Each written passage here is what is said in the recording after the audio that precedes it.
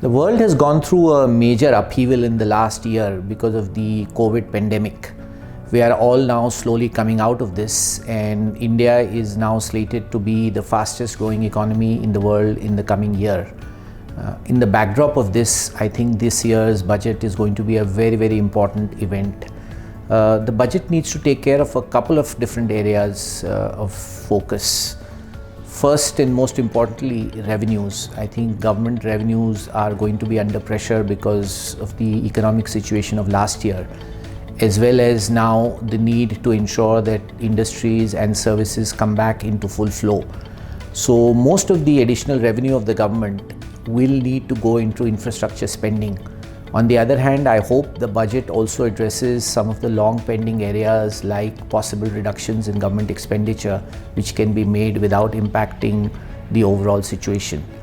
We will also have to increase our spend on areas like healthcare, which the government will need to look at and will need to provide revenue for the same.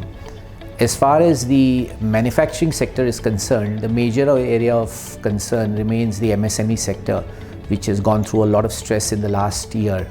The government's initial focus was to provide liquidity to the sector, but I hope the budget also does address some of the solvency concerns that have arisen in this sector.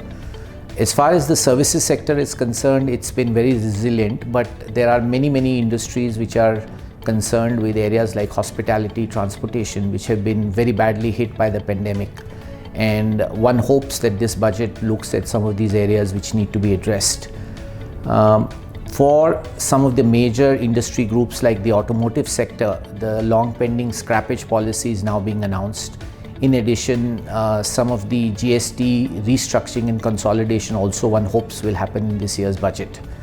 Overall, I think we are all looking forward to this budget as it has the twin task of providing the fillip for growth which we all want to come back, and at the same time we hope that the government expenditures are looked at to see how these can be rationalized for further improvement.